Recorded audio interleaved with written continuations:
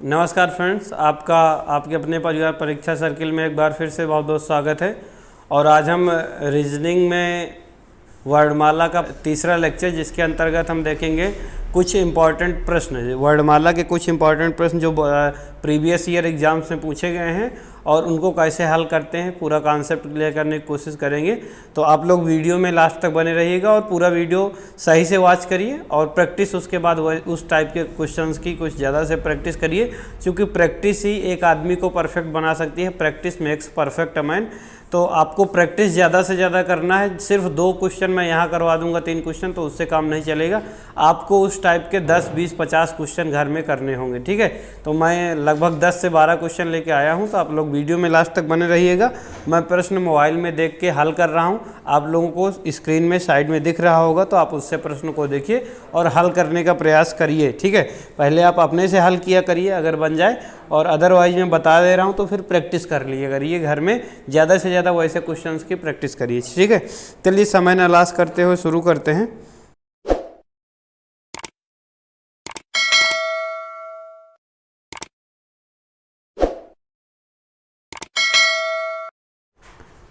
बोडली एक शब्द है। बोडली में अक्षरों के ऐसे युग्म कितने हैं जिनमें से प्रत्येक के बीच में उतने ही अक्षर हैं जितने कि उनके बीच अंग्रेजी वर्णमाला में है। मतलब बोडली एक शब्द है, BODILY,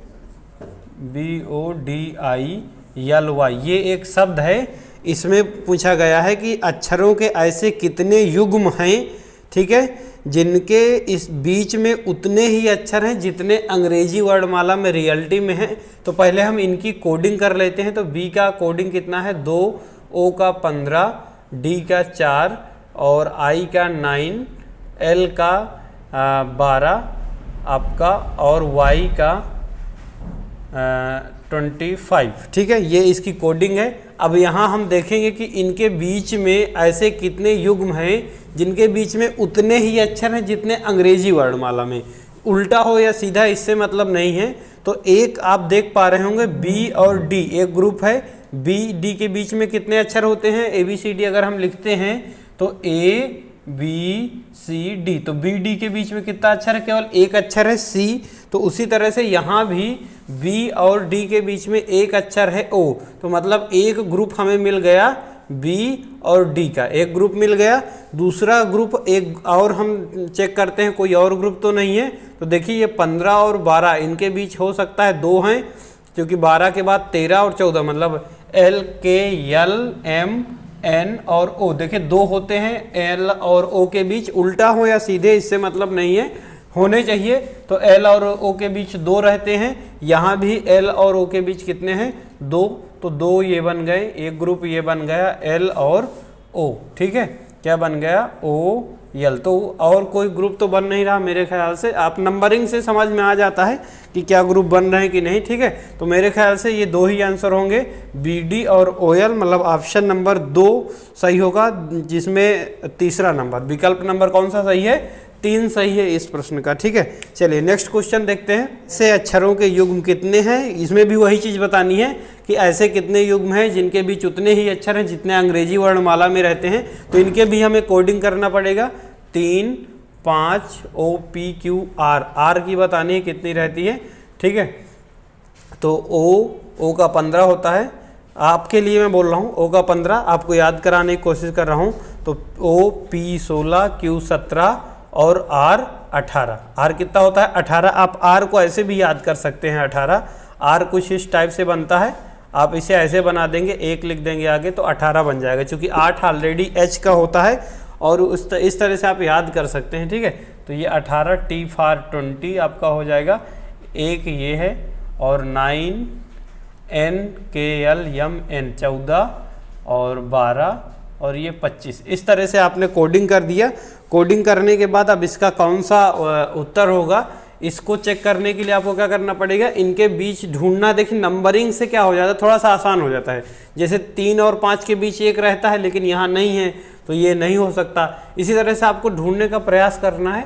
जो भी अगर आंसर ऑप्शन होगा कुछ तो मिल जाएगा, उसमें कोई दिक्कत नहीं है, ठीक है। देखिए ये कितना है 5 है और आई कितना है 9। 5 और आई, देखिए 5 और 9 के बीच कितनी संख्याएं आती हैं, 3 आती हैं, और यहाँ 3 अक्षर ऑलरेडी हैं। तो अगर मैं E F G H I, मैं आपके लिए बता रहा हूँ, देखिए ई और आई के बीच 3 अक्षर होते हैं, और यहाँ भी ई और आई के बीच कितने अक्षर हैं, 3 अक्षर हैं। तो ये वाला आप एक ग्रुप बन गया। एक ग्रुप क्या हो गया, ई और आई, क्या हो गया, ई आई, ठीक है, एक ग्रुप ये हो गया। ठीक है, दूसरा ग्रुप हमें सर्च करना है। देखिए 14 और यहाँ क्या है 18, तो 14 के बाद 15 16 17 18 सही है। ठीक है, 14 ये है, 15 16 17 18 ऐसे गिन लेना है। अगर सही गिनती आ रही तो ठीक है, कोई दिक्कत नहीं।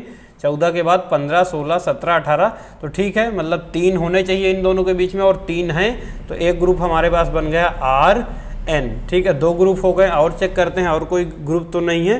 तो देखिए ये कितना है 20 और ये है 25, तो 20 21 22 23 24 25, ठीक है, ये भी सही है। 20 और 25 के बीच में कितने होने चाहिए, 4, और यहाँ 4 ही हैं, तो एक ग्रुप हमारे पास बन गया टी और वाई। इस तरीके से 3 ग्रुप यहाँ बन रहे हैं। इस शब्द में कितने ग्रुप बन रहे हैं, 3, जिनके बीच उतने ही अक्षर हैं जितने अंग्रेजी वर्णमाला में होते हैं। तो ऑप्शन नंबर इसका सही हो जाएगा 5वां। ऑप्शन नंबर क्या हो जाएगा, 5 सही हो जाएगा उत्तर। ठीक है, ऑप्शन नंबर 5। ठीक है, एक शब्द है कैरेट, CARR, और अच्छे अच्छे क्वेश्चन हैं जो आपको मैं आगे दिखेंगे। ठीक है, कैरेट में ऐसे कितने अक्षर युग्म हैं जिनके बीच यहाँ उतने ही अक्षर मौजूद हैं जितने कि अंग्रेजी वर्णमाला में होते हैं। उसी तरह का ये भी क्वेश्चन है, तो इसमें भी 3 1 18 18 और आपके पास 15 और 20। ठीक है, इसी तरह से आपने ये मैंने लगा दिया। अब देखिए 18 और 19 20, देखिए आर और आर, इस आर और इस टी के बीच एक शब्द होता है, एक अक्षर, और यहाँ भी एक अक्षर है ओ, तो ये आर और टी एक जोड़ा बनेगा आर और टी। ठीक है, इसका और इसमें कोई जोड़ा आपको नहीं दिख रहा। ठीक है, क्योंकि सारी बड़ी संख्या हैं, 2 ये और ये बिल्कुल छोटी हैं, तो बीच में नहीं आ सकता। ठीक है, तो कुल यहाँ ऑप्शन नंबर आपका हो जाएगा ए, ऑप्शन नंबर 1 हो जाएगा, जिसमें एक ही जोड़ा बन रहा है। ठीक है, नेक्स्ट क्वेश्चन, ये थोड़ा सा अलग टाइप का प्रश्न है। ठीक है, दूसरा टाइप है क्रेसिजेशन। हाँ, इस शब्द में पहले अक्षर को 15वां अक्षर, दूसरे अक्षर को 14वां अक्षर, और इसी क्रम में आगे बदला जाए। मतलब इस ये शब्द है, इसमें कुल शायद मुझे लगता है 1 2 3 4 5 6 7 8 9 10 11 12 13 14 15 अक्षर ही हैं, और कहा गया है पहले को 15वें से, दूसरे को 14वें से, तीसरे को 13वें से, इस तरह से लगातार इसे बदल दिया जाए। तो बदलने के बाद क्या करना है, बदलते जाएं तथा 8वां अक्षर यथावत रखा जाए। मतलब 8वां चूंकि कॉमन होगा तो उसे यथावत रखा जाए। फिर इसके बाद बताया जाए कि बाएं से 12वें अक्षर के बाईं 5वां अक्षर कौन सा होगा। तो पहले बदल लेते हैं। ठीक है, तो नई स्थिति इसकी पहले देख लेते हैं। नई स्थिति क्या होगी। ठीक है, तो नई स्थिति ये क्या हो जाएगी, डी बदल जाएगा एन से, मतलब एन आ जाएगा आगे और डी चला जाएगा आपका लास्ट में। ठीक है, फिर ओ आ जाएगा यहाँ। आपको अब देखिए पूरे बदलने की भी आवश्यकता नहीं है, आपको ज्ञात क्या करना है, 12वें अक्षर के बाईं ओर 5वां, बाईं ओर से 12वें अक्षर के बाईं ओर 5वां, मतलब सेम दिशाएं बताई गई तो आपको माइनस करना है, अर्थात 12 माइनस 5 करना है। मतलब बाईं ओर से 7वां अक्षर आपको ज्ञात करना है। क्या ज्ञात करना है, बाईं ओर से 7वां। तो इधर के 7 उठ के इधर आ जाएंगे, क्योंकि इधर वाले बदल रहे हैं, इधर के इधर आ रहे हैं, इधर के इधर चले जा रहे हैं। तो एन आ जाएगा, फिर ओ आ जाएगा, फिर यहाँ आई आ जाएगा, फिर टी आ जाएगा, फिर ए आ जाएगा, फिर जेड आ जाएगा और फिर आई आ जाएगा। तो 1 2 3 4 5 6 7, 7वां ही हमें बताना था बाईं ओर से। तो बाईं ओर से ये है, बाईं ओर से 7वां अक्षर आई हो जाएगा।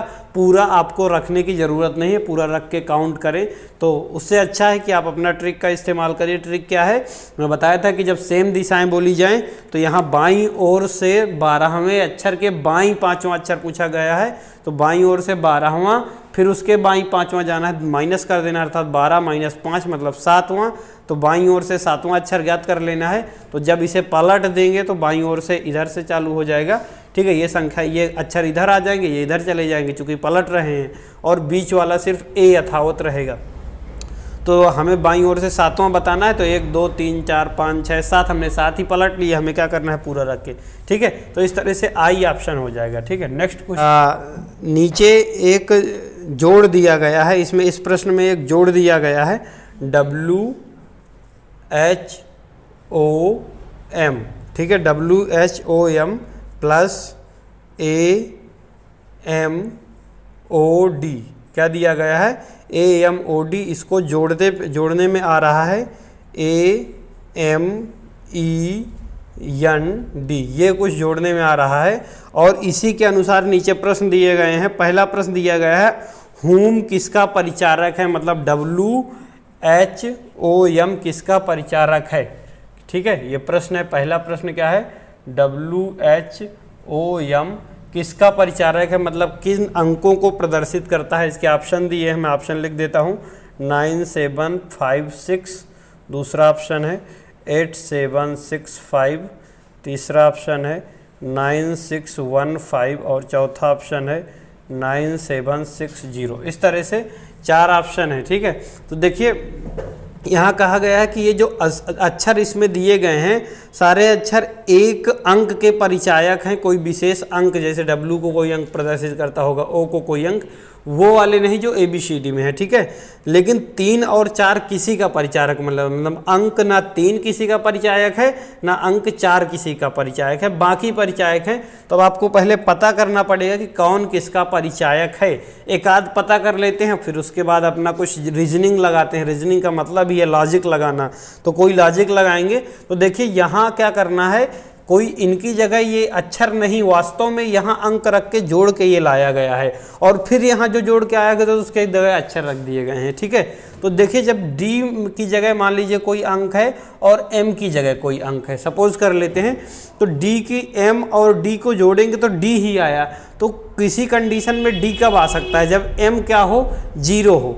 M क्या हो, लॉजिक क्या हमारा यहाँ बन रहा है, M होना चाहिए 0, तभी यहाँ जोड़ने के बाद वही संख्या आएगी। मतलब ऊपर 0 होगा तभी तो जोड़ने के बाद सेम संख्या आ जाएगी, ठीक है। जैसे मान लीजिए 3 और 5 जोड़ेंगे तो अलग चेंज हो जाएगी ना, तो यहाँ 0 होगा तभी तो सेम आएगी। अर्थात M किसको रिप्रेजेंट करता है, कहीं ना कहीं M परिचायक है किसका, 0 का, या 0 परिचायक है M का, आप कैसे भी बोल सकते हैं, ठीक है। तो अब यहाँ से हमें और बाकी बहुत ज़्यादा निकालने की कोई ज़रूरत है नहीं है। और देखिए ए किसका परिचायक है, यहाँ से आप जान सकते हैं। ए देखिए इन 4 के अलावा एक्स्ट्रा है, तो यहाँ चूंकि 1 से 9 की अंक कितने होते हैं, 0 से लेकर 9 तक होते हैं। तो 9 तक के अंकों में 9 दूनी 18, मतलब 20 के ऊपर संख्या नहीं आएगी कि यहाँ 2 आ जाए। यहाँ मतलब 11 हो सकता है, चूँकि 10 से बड़ी संख्या होगी तभी तो एक एक्स्ट्रा इधर आया, 10 हो सकता है, 11 12 13 ऐसे कुछ हो सकता है, ठीक है। मतलब 20 से बड़ी संख्या यहाँ नहीं आ सकती, या 20 भी नहीं आ सकता, क्योंकि 9 दूनी 18, 9 9 अगर ये भी 9 होगा, ये भी 9 होगा, तब 18 1 19 ही यहाँ आ सकता है, इससे बड़ी संख्या नहीं आ सकती। अर्थात ए कहीं ना कहीं आपका परिचायक है किसका, 1 का, ए परिचायक है 1 का, ठीक है। तो पहले M से ही हमारा काम हो जाएगा। M किसका परिचायक है, 0 का। और यहाँ होम के बारे में पूछा है, मतलब M की जगह 0 आएगा। हम ये कह सकते हैं लास्ट में 0 होगा, बीच का हमें अभी कुछ नहीं पता, तो लास्ट में 0 किस ऑप्शन में है, ऑप्शन नंबर चौथा में। तो यही वाला उत्तर हो जाएगा, ऑप्शन नंबर 4 हमारा सही हो जाएगा। जब ऑप्शन 4 सही हो गए तो एक चीज़ और क्लियर हो गया कि आपका O का क्या है, 6 है। O का क्या है, 6, O का क्या है आपका 6 है। और H का क्या है, 7 है। H का क्या है आपका 7 है। ये कई चीज़ें क्लियर हो गई आपकी। और W का क्या है, 9 है। W का क्या है, 9। इतने क्लियर हो गई। अब नेक्स्ट क्वेश्चन की ओर बढ़ते हैं। इसी में 4 क्वेश्चन है, 4-5 क्वेश्चन। तो दूसरे क्वेश्चन की तरफ चलते हैं, ठीक है। दूसरा क्वेश्चन कह रहा है वर्ड D कौन से अंक का परिचायक है, मतलब D किस अंक का परिचायक है, ठीक है। तो ये चीज़ हमें बताना है कि D किस अंक का परिचायक है, ठीक है। तो देखिए D किस अंक का परिचायक है, आपको पता है यहाँ ये दोनों सेम है, दोनों अंक क्या हैं, सेम है। और सेम देखिए 1 तो ऑलरेडी इसका हो गया, 0 ये हो गया, और 3 को हमें रखना नहीं है, 4 को रखना नहीं है, ठीक है। और 6 इसका है ओ का, ठीक है।